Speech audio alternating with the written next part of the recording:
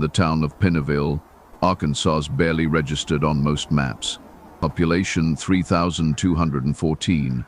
The kind of place where everyone knew everyone, where secrets were supposed to be impossible to keep, where the phrase "nothing ever happens here" was repeated like a prayer at Sunday services. But in the winter of 2009, something did happen. Something that would haunt this small community for 16 years before the truth finally crawled out of the darkness, wearing a face no one expected. December 19th, 2009. The temperature hovered just above freezing, and a thin layer of frost covered the windshields of cars parked along Main Street. Holly Brennan was 23 years old, 5'6", with auburn hair that caught the light in a way that made her stand out in a crowd. She worked at the Pineville Community Credit Union, had been there since graduating from Henderson State University the previous spring. Economics degree. Big dreams. She wanted to move to Little Rock eventually, maybe work for a larger financial institution, build a real career. But first, she had responsibilities. Her mother, Patricia Brennan, had been diagnosed with stage 3 breast cancer in 2008, and Holly had come home to help. She was the oldest of 3 children, and her father had passed away from a heart attack when she was just 17. So when her mother got sick, there was never a question about what Holly would do. She came home. She postponed her dreams. She became the person her family leaned on. December 19th was a Saturday. Holly finished her shift at the credit union at 2 in the afternoon. The bank closed at noon on Saturdays, but she stayed late to balance the books, a task she took seriously. Her co-worker, Janet Pruitt, remembered watching Holly lock the front door of the credit union at exactly 2:14. Janet waved from her car in the parking lot. Holly waved back. That was the last confirmed sighting of Holly Brennan alive. Holly's mother expected her home by 3. Patricia had an oncology appointment in Hot Springs on Monday, and Holly had promised to help her prepare, to organize medications, to make sure everything was in order. When 3:30 came and went with no sign of Holly, Patricia felt the first flutter of concern. By 4, that flutter had become a knot. By 5, when the winter sun was already setting and darkness was creeping across the Arkansas landscape, Patricia Brennan called the Pineville Police Department. The initial response was what you might expect in a small town. Holly was 23, an adult. Maybe she stopped somewhere. Maybe she was with friends. Maybe she lost track of time. Chief Deputy Raymond Vickers took the report, but there was no sense of urgency. Not yet.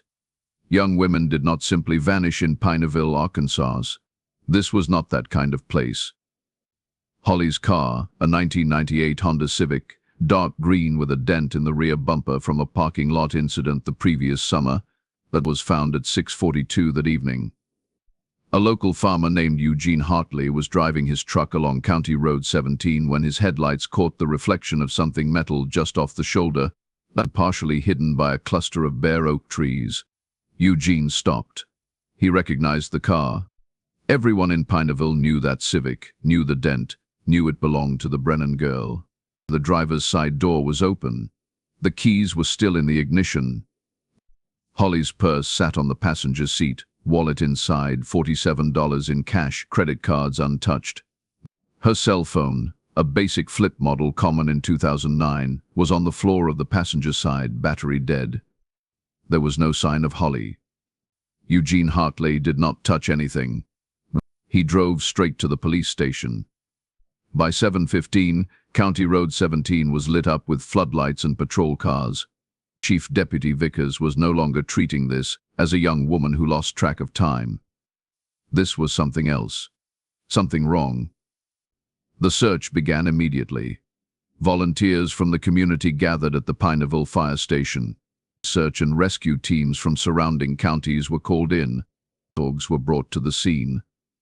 They picked up Holly's scent near the car, followed it approximately 30 yards into the woods, and then nothing. The dogs circled, confused, as if the trail simply evaporated. Over the next 72 hours, nearly 400 volunteers combed through the woods surrounding County Road 17. They searched fields, abandoned barns, drainage ditches, every possible place a person could be hidden or could have wandered in confusion. The Arkansas State Police joined the investigation. The FBI was contacted and sent a liaison to assess the situation.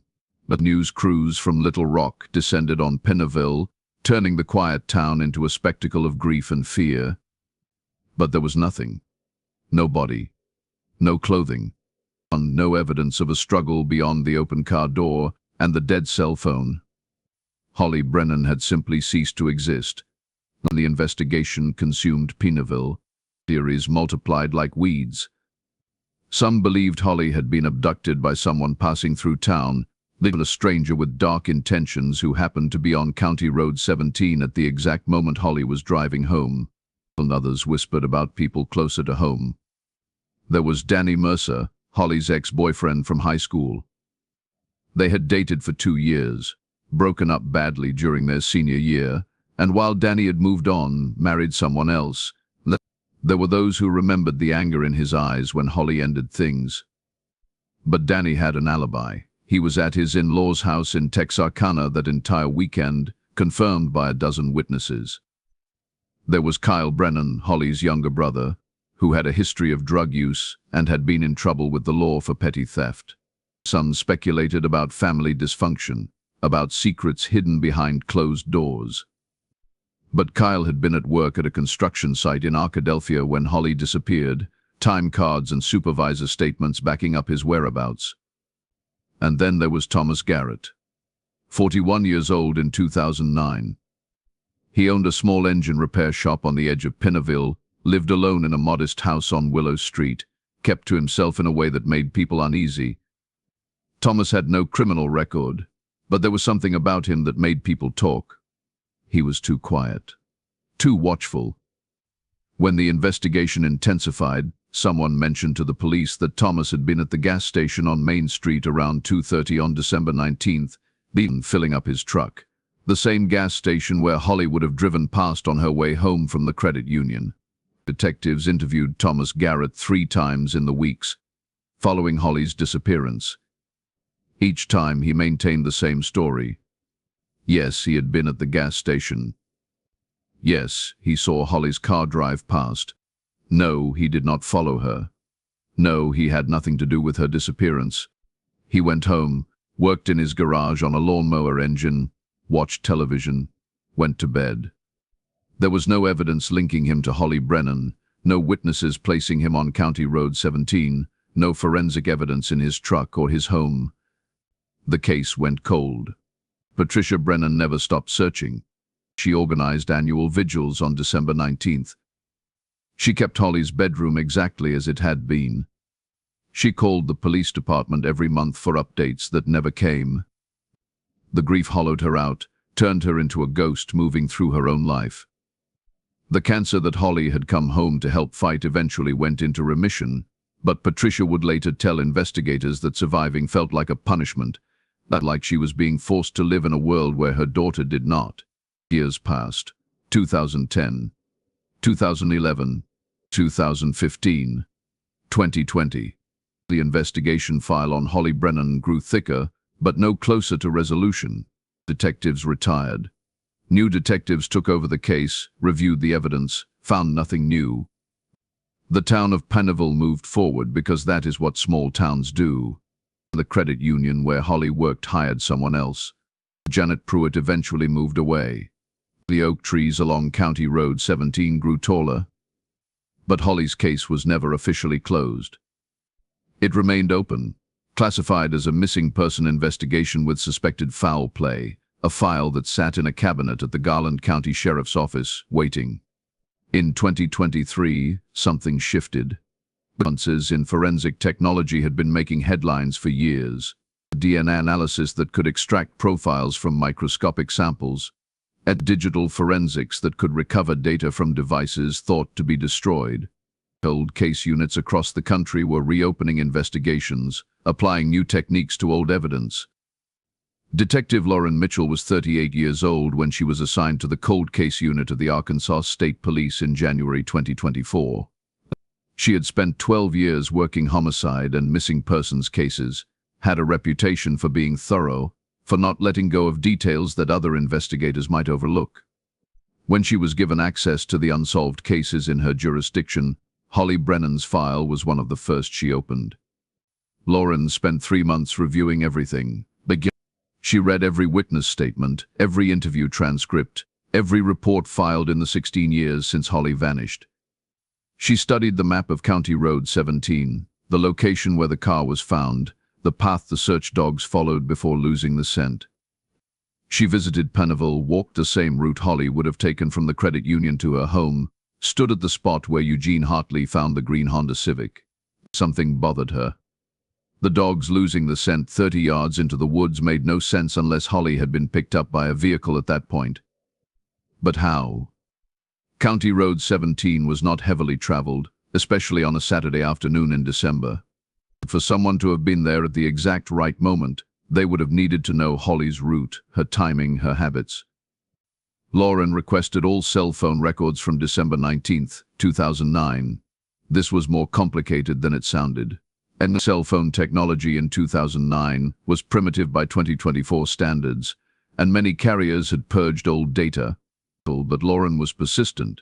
She contacted every carrier that had operated in Arkansas in 2009, filed subpoenas, spent hours on the phone with records departments. In April 2024, she got a hit. Not from Holly's phone, which had been thoroughly analyzed years ago, but from a different number. The cell tower on the outskirts of Pineville had pinged a phone at 2:37 on December 19, 2009, and again at 2:51, and again at 3:04. The phone belonged to someone who had never been seriously investigated. Someone whose name appeared in the original case file only in passing, as one of dozens of residents interviewed in the initial canvassing of the area. The phone belonged to Marcus Tilley, 61 years old in 2024. He had been 45 in 2009, working as a maintenance supervisor at Pineville High School. Marcus was married, had 3 grown children, attended church every Sunday at First Baptist on Oak Avenue. He coached Little League baseball in the summers, volunteered at the food bank. He was, by all accounts, a pillar of the community. But his cell phone had been active along County Road 17 during the exact window when Holly Brennan disappeared. Lauren Mitchell did not rush. She knew that cell tower data alone was not enough. Towers covered large areas, and a phone pinging a tower did not necessarily place someone at a specific location. She needed more. She began building a timeline of Marcus Tilley's life, his movements, his connections to Holly Brennan. There was no obvious connection. Marcus and Holly did not work together. They did not attend the same church, and their social circles did not overlap in any meaningful way. But Lauren kept digging. She interviewed people who knew Marcus, who had worked with him, who had seen him around town. She was careful, discreet, not wanting to tip him off that he was being investigated. Then, in June 2024, a break. A woman named Brenda Kowalski contacted the tip line. Brenda was 63, had lived in Pineville her entire life, and she had something she needed to get off her chest. She explained that in 2009 she had been working part-time as a housekeeper for several families in the area. One of those families was the Tilleys. Brenda cleaned their house every other Thursday afternoon. On December 17, 2009, 2 days before Holly disappeared, Brenda was cleaning the Tilley home. Marcus was there, which was unusual because he typically worked late on Thursdays. He seemed agitated, distracted. Brenda remembered because he kept looking out the window, checking his watch. She asked if everything was okay. Marcus told her everything was fine, but his tone suggested otherwise. Later that afternoon, while Brenda was cleaning the upstairs bathroom, she heard Marcus on the phone in his bedroom. The door was partially open, and his voice carried. Brenda did not mean to eavesdrop, but she heard enough to make her uncomfortable. Marcus was talking about someone, a young woman. He mentioned the credit union. He mentioned a car. He said something about timing, about planning, about making sure no one would know. Brenda did not think much of it at the time. She assumed Marcus was discussing something related to his work, maybe a school event, maybe something innocuous. But 2 days later, when Holly Brennan disappeared, When the news started covering the case, Brenda felt a chill. She replayed the conversation in her mind. She wondered if she should say something. But Marcus Tilley was a respected man. Brenda was just a housekeeper. Who would believe her? What if she was wrong? So she said nothing. For 15 years, Brenda Kowalski carried the weight of that silence. When Lauren Mitchell heard Brenda's story, she knew she had something. It was still circumstantial, still not enough for an arrest, but it was a thread, and threads could be pulled. Lauren obtained a warrant for Marcus Tilley's phone records, not just from December 2009, but from the months leading up to Holly's disappearance. What she found was chilling. Starting in September 2009, Marcus's phone had pinged towers near the credit union repeatedly, almost always during Holly's work hours. On November 3rd, his phone pinged a tower near Henderson State University in Arkadelphia, where Holly had attended college. On November 12th, his phone was active along the route Holly took from work to her home, a route that included County Road 17. Marcus Tilley had been following Holly Brennan for months before she disappeared. Lauren brought the case to the district attorney. They reviewed the evidence together, and the cell phone data, Brenda Kowalski's statement, and the timeline. It was not overwhelming, but it was enough to justify bringing Marcus in for questioning. On September 12, 2024, 16 years after Holly Brennan vanished, Marcus Tilley was arrested at his home on Willow Street. The charges, kidnapping and murder, the town of Pineville erupted. Patricia Brennan was 71 years old when she got the call from Detective Mitchell. She had spent 16 years waiting for this moment, but when it came, she felt no relief. Only exhaustion. Only the weight of all those years pressing down on her. The arrest made national news. Marcus Tilley, respected community member, Little League coach, church volunteer, charged with the murder of Holly Brennan. The juxtaposition was too perfect for the media to resist. How could this happen? How could a man like Marcus Tilley hide such darkness for so long? But the story was not over. In fact, the arrest was only the beginning. Because as investigators dug deeper into Marcus Tilley's life, they began to find things that made the Holly Brennan case look like just the surface of something much, much worse. Marcus Tilley's house was searched on September 13, 2024. The search warrant was comprehensive, allowing investigators to examine every room, every closet, every corner of the property. What they found in the basement would change everything. The basement had been finished sometime in the late 1990s, turned into a rec room with wood paneling and old carpet. But behind a false wall, accessible only by removing a bookshelf that appeared to be built into the structure, was a small hidden room, 10 feet by 12 feet. No windows. A single bare bulb hanging from the ceiling. Inside that room, investigators found a collection of items that turned the investigation from a single missing person case into something that would require a multi-state task force. And there were photographs. These hundreds of them. Young women, most appearing to be in their late teens or early 20s, captured in candid shots. At parks, at grocery stores, walking to their cars. The photos were organized in manila folders, each folder labeled with a first name and a date. One folder was labeled Holly December 2009. But there were others. Megan July 2007. Tasha October 2005. Nicole April 2012. 8 folders in total, each containing dozens of photographs, each documenting what appeared to be months of surveillance. Investigators began the grim task of identifying the women in the photographs. Holly Brennan was the only one from Pineville. The others were from towns across Arkansas and neighboring states. 2 were from Louisiana. 1 was from Missouri. And as detectives contacted law enforcement agencies in those jurisdictions, a horrifying pattern emerged. Megan Russo, 21, disappeared from Lake Village, Arkansas in July 2007. Last seen leaving her job at a grocery store. Her car was found abandoned 2 miles outside town. No body ever recovered. Tasha Wilmont, 19, vanished from West Memphis, Arkansas in October 2005. She was a college student, last seen walking back to her dorm after an evening class. Witnesses reported seeing a truck circling the parking lot. No arrests were ever made. Nicole Farmer, 24, went missing from Poplar Bluff, Missouri in April 2012. She worked as a dental hygienist, disappeared after leaving work on a Friday evening. Her car was found in a mall parking lot, doors locked, no sign of struggle. The list went on. 8 women.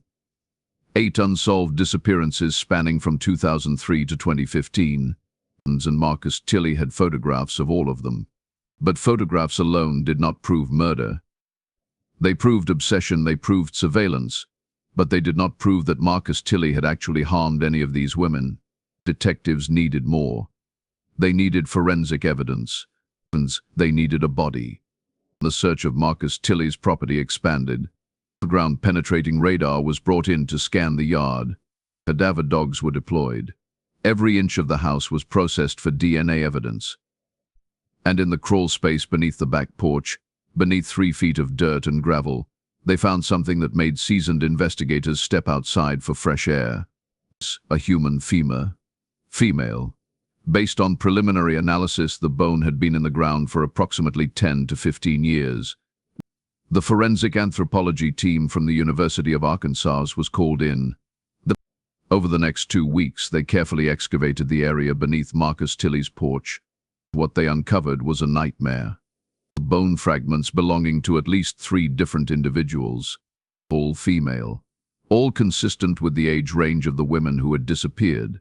DNA analysis would take months, but the implication was clear. Marcus Tilley had not just taken these women, he had killed them.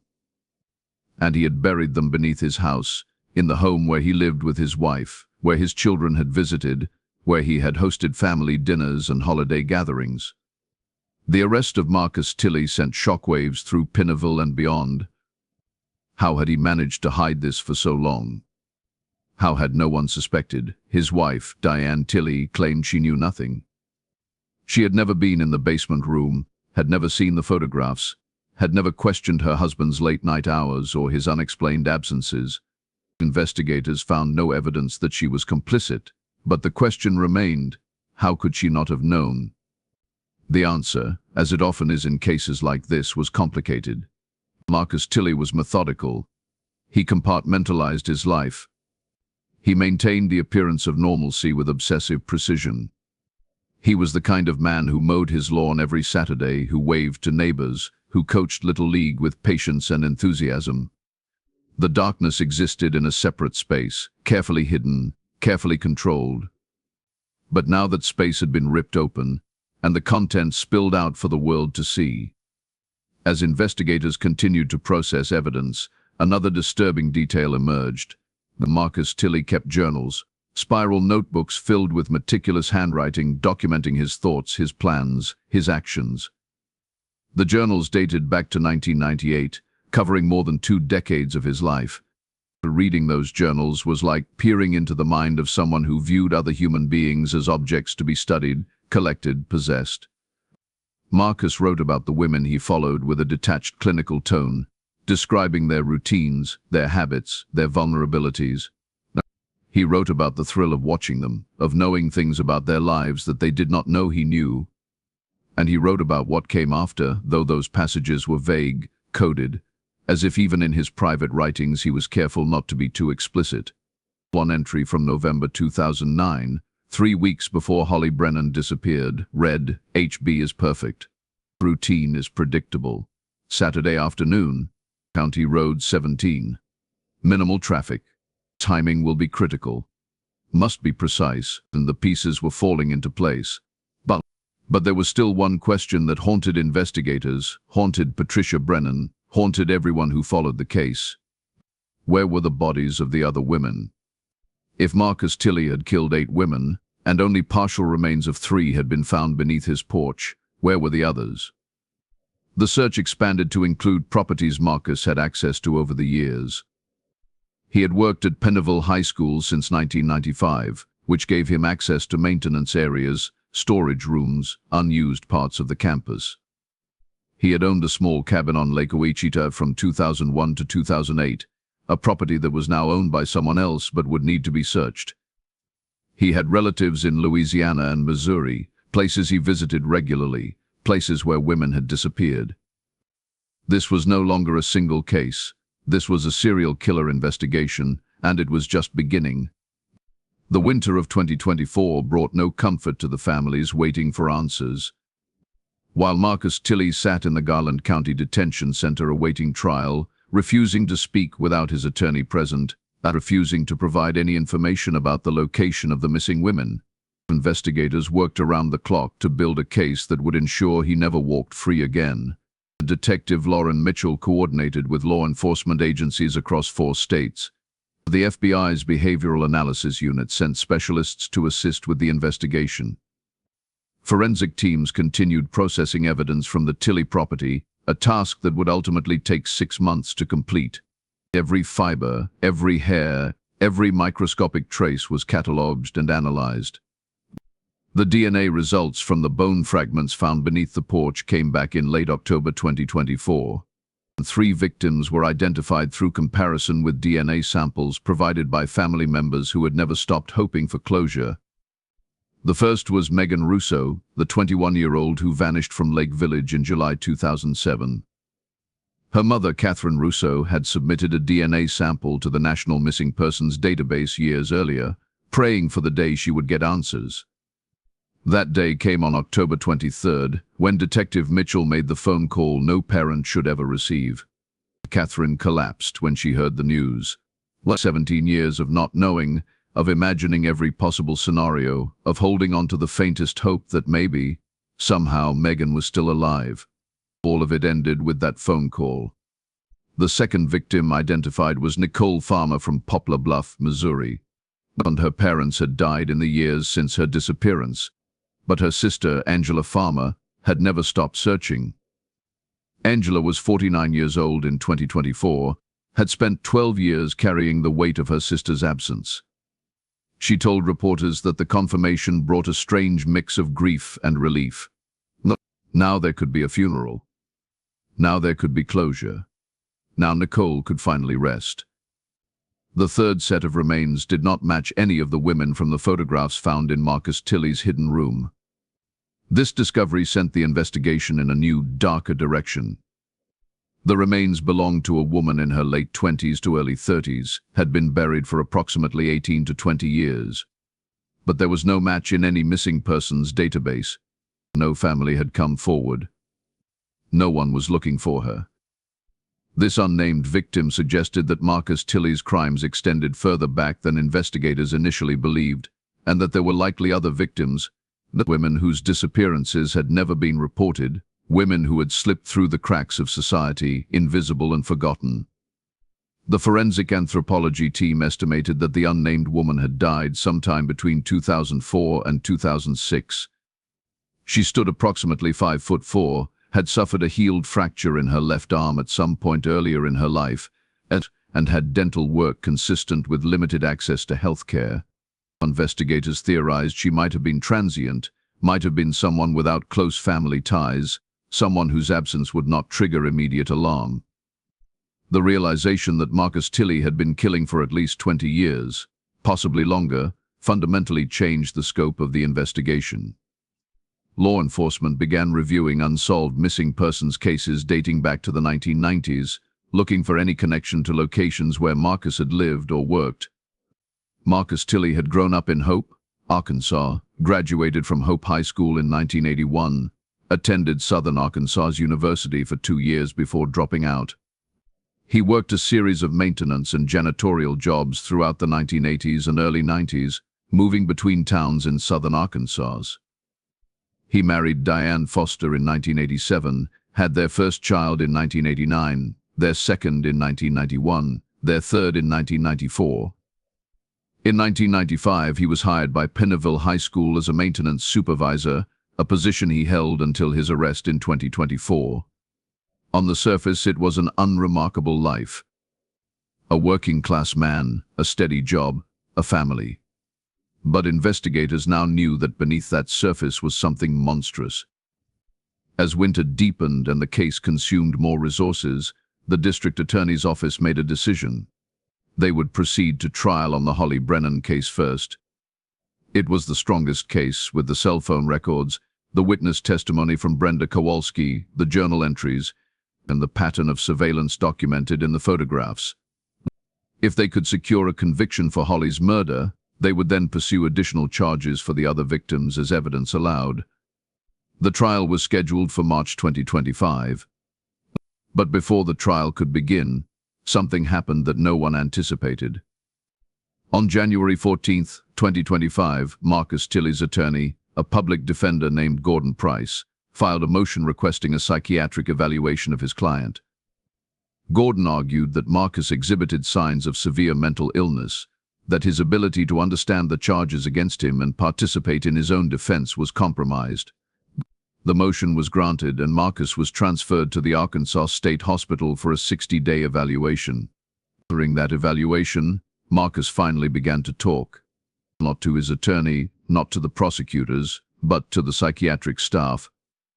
He spoke in fragments, in circles, telling stories that seemed disconnected from reality. He talked about voices, about compulsions he could not control, about a darkness inside him that had been there since childhood. The forensic psychiatrist assigned to evaluate Marcus was Dr. Eleanor Vance, a specialist in criminal psychology with 30 years of experience. Dr. Vance spent hours interviewing Marcus, reviewing his journals, analyzing his patterns of behavior. Her report, submitted to the court in March 2025, was disturbing. Dr. Vance concluded that Marcus Tilley was legally competent to stand trial. He understood the charges. He understood the legal process. But she also concluded that he exhibited traits consistent with antisocial personality disorder, showed evidence of sadistic tendencies, and demonstrated a complete lack of empathy or remorse. In her professional opinion, that Marcus Tilley was a psychopath who had spent decades perfecting the art of appearing normal while engaging in behavior that satisfied deep-seated violent urges. But more troubling than the diagnosis was something Marcus had said during one of the sessions. Dr. Vance had asked him about the unnamed victim, the woman whose remains did not match any of the known missing persons cases. Marcus had smiled, a thin, cold expression, and said something that Dr. Vance included in her report. There are others. More than you found. More than you will find. When Detective Lauren Mitchell read that line, she felt a chill that had nothing to do with the March cold. More victims. How many more? Where were they? Investigators returned to Marcus Tilley's property, this time with even more advanced equipment. They brought in ground-penetrating radar capable of detecting anomalies up to 15 feet below the surface. They scanned the entire yard, the areas around the garage, the woods behind the property line. And they found something. Approximately 80 yards behind Marcus Tilley's house, in a densely wooded area that was technically part of an adjoining property but accessible through a gap in the fence line. The radar detected what appeared to be a large disturbed area of soil. The readings suggested something had been buried there, something substantial within the past 15 to 20 years. On March 19, 2025, a full excavation team arrived. They cordoned off the area, set up a forensic tent, and began the painstaking process of digging. The soil was dense, mixed with clay and roots, making progress slow.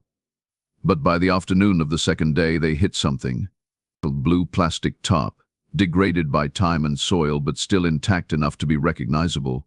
And beneath that top, wrapped in layers of heavy-duty garbage bags, were human remains. Not one body. 3. The forensic anthropology team worked for a week to carefully excavate and document everything. The remains were in various states of decomposition, consistent with having been buried at different times over a span of years. Based on preliminary analysis, all 3 were female, all were in their late teens to mid-20s at the time of death.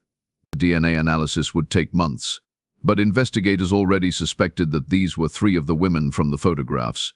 Tasha Wilmont from West Memphis, and 2 others whose identities were still unknown. The discovery behind Marcus Tilley's property changed everything. The prosecution now had physical evidence connecting him to multiple murders. But it also meant more families would receive the devastating news that their daughters, sisters, friends were gone, and that years of hoping had been in vain. Patricia Brennan watched the news coverage from her living room in Pineville, the same living room where she had spent 16 years waiting. She knew that Holly's body had not been among those found behind the Tilley property, which meant Holly was somewhere else, or perhaps nowhere at all. The not knowing was its own kind of torture. The trial for Holly Brennan's murder began on April 7, 2025.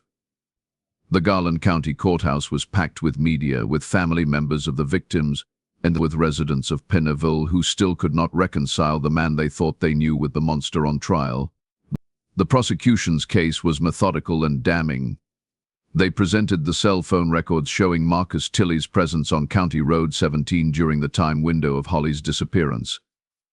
They called Brenda Kowalski to the stand, where she recounted the phone conversation she had overheard 2 days before Holly vanished.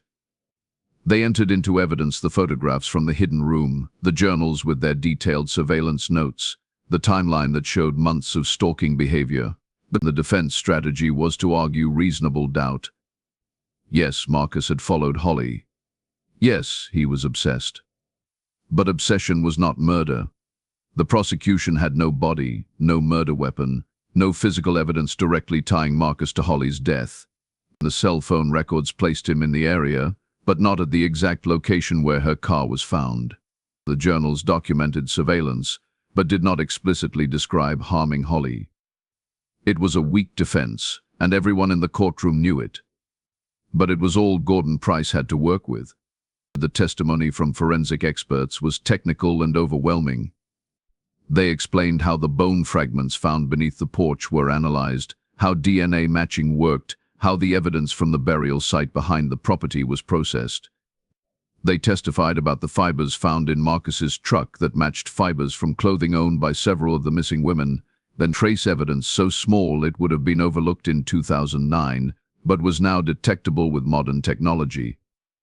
On the 9th day of trial, the prosecution called a witness that shocked the courtroom. Diane Tilley, Marcus's wife, took the stand. She looked 20 years older than her actual age of 63, her face drawn and gray. She had filed for divorce within weeks of Marcus's arrest, had cooperated fully with investigators, but this was the first time she spoke publicly. Under oath, Diane testified that while she claimed to have known nothing about her husband's crimes, there had been signs she chose to ignore. Times when Marcus came home late with dirt on his clothes and scratches on his hands. Weekends when he disappeared for hours, claiming he was working on projects at the school or visiting family. A locked room in the basement she was told never to enter because it contained chemicals and tools that were dangerous. Diane wept on the stand. She said she had convinced herself that Marcus was having an affair, that the secrecy and the odd behavior were evidence of infidelity, not something worse. She said she had chosen the easier explanation, the one she could live with, rather than asking questions that might lead to answers she could not face. The courtroom was silent as Diane described the morning of Marcus's arrest, how police had surrounded their house at dawn, and how she had watched in confusion as her husband was led away in handcuffs. She said she still sometimes woke up believing it was all a nightmare, that she would walk downstairs and Marcus would be there making coffee, and everything would be normal again. But normal was gone. Normal had been a lie. The prosecution rested their case on April 23rd. The defense called only 2 witnesses, both character witnesses who testified that Marcus had been a good employee, a reliable neighbor, and that they never saw any signs of violent behavior. It was a perfunctory effort, and Gordon Price knew it. On April 30th, 2025, after deliberating for less than 8 hours, the jury returned a verdict. Guilty on all counts. Kidnapping. Murder. The courtroom erupted in a mixture of sobs and applause. Patricia Brennan sat in the front row, stone-faced, as the verdict was read. She had waited 16 years for this moment. When it came, she felt nothing. Sentencing was scheduled for 3 weeks later. Under Arkansas law, Marcus Tilley faced life in prison without the possibility of parole. The death penalty was considered but ultimately not pursued. This largely because the lack of Holly's body made proving specific aggravating factors more complicated than the prosecution wanted to risk on appeal. But the trial was not the end. In the weeks following the verdict, investigators continued their work. Additional charges were being prepared for the other victims as DNA results confirmed identities. The remains found behind the property were matched to 2 more women from the photographs, Tasha Wilmont from West Memphis, and a woman named Grace Ponder who had disappeared from Shreveport, Louisiana in June 2008. Grace was 26 when she vanished, worked as a nurse, left behind 2 young children who had grown up without their mother, and that left 3 women from the photographs still unaccounted for. Their remains had not been found on the Tilley property, which meant they were somewhere else. Detective Lauren Mitchell refused to let it go. She studied maps, reviewed Marcus's employment history, his travel patterns, properties owned by family members. She visited the cabin on Lake Ouachita that Marcus had owned from 2001 to 2008. The current owners were cooperative, allowed a full search of the property. Ground-penetrating radar was brought in again. They found nothing at the cabin. No evidence that anyone had been buried there. No signs of disturbance. Lauren felt the frustration building. 3 women were still missing. Their families deserved answers. In June 2025, Lauren received a tip from an unexpected source. A former co-worker of Marcus Tilley at Pineville High School, a man named Raymond Kirk who had retired in 2018, contacted the tip line. Raymond explained that in 2013, Marcus had asked him about a property Raymond owned in rural Montgomery County, about 90 miles west of Pineville. The property was undeveloped land, heavily wooded, that Raymond used occasionally for hunting. Marcus had expressed interest in using the land for camping, had asked detailed questions about access roads, about how often Raymond visited. Raymond thought nothing of it at the time. But now, knowing what he knew about Marcus Tilley, those questions took on a sinister meaning. Lauren obtained permission from Raymond to search the property. On June 15, 2025, a team of investigators, cadaver dogs, and forensic specialists descended on the wooded tract in Montgomery County. The land was remote, accessible only by a narrow dirt road that wound through dense forest. It was the kind of place where you could dig without fear of discovery, where no one would hear screams, where bodies could remain hidden indefinitely. The cadaver dogs alerted almost immediately. In a clearing approximately half a mile from the main road, beneath a canopy of pine trees, the dogs indicated the presence of human remains. The excavation began. What they found was a nightmare that somehow managed to be worse than what had already been discovered. 4 bodies, not 3. 4. 3 of them were identified through DNA as the remaining women from Marcus Tilley's photographs. Their names, returned to them after years of being lost, were Amanda Price, Kelsey James, and Rebecca Dunn. Amanda had disappeared from Camden, Arkansas in 2003. Kelsey had vanished from Monroe, Louisiana in 2010. Rebecca had been taken from Jonesboro, Arkansas in 2015. Each had been young, each had been alone when they disappeared. Each had become just another statistic in the endless list of missing persons that law enforcement agencies struggled to track. But the 4th body, the one that sent investigators reeling, was different. Smaller, younger. Forensic analysis determined that the 4th victim was female, approximately 16 to 18 years old at the time of death, had been buried for roughly 12 to 14 years. There was no match to any missing persons case, no DNA profile in any database, no one looking for her. This unnamed teenager represented something that haunted everyone involved in the investigation. She was proof that Marcus Tilley's crimes extended beyond the careful documentation found in his hidden room. She was proof that there were victims he had not photographed, had not logged in his journals, had not tracked in his meticulous way. She was proof that the full scope of his killing might never be known. The discovery in Montgomery County broke something in Patricia Brennan. When Detective Mitchell called to inform her that more bodies had been found but Holly was not among them, Patricia asked the question she had been dreading for 16 years. Will we ever find her?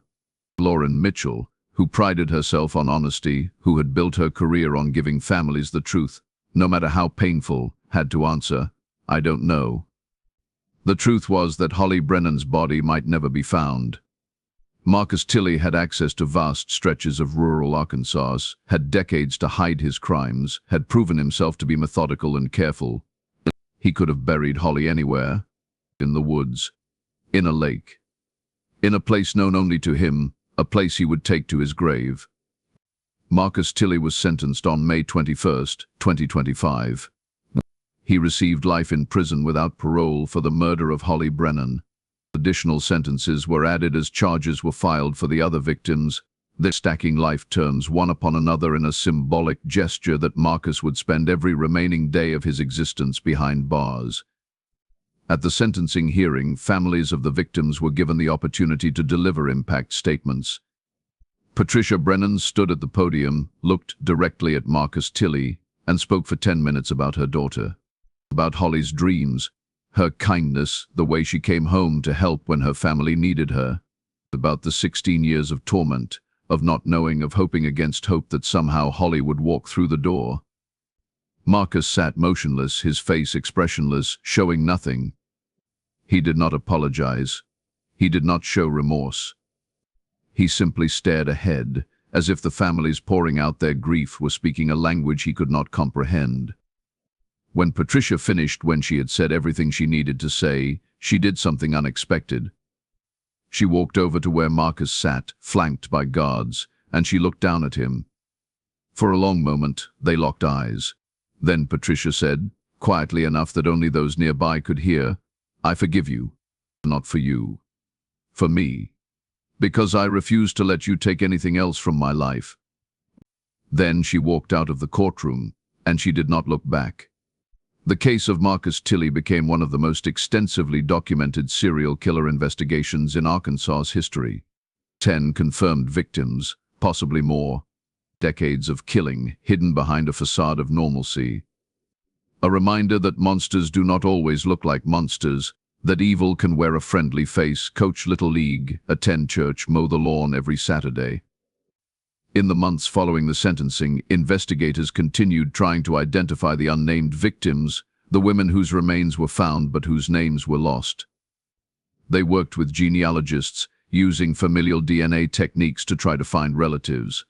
They publicized details about the victims, hoping someone somewhere would recognize a description, that would remember a sister or daughter or friend who disappeared years ago and was never reported. Some identifications were made.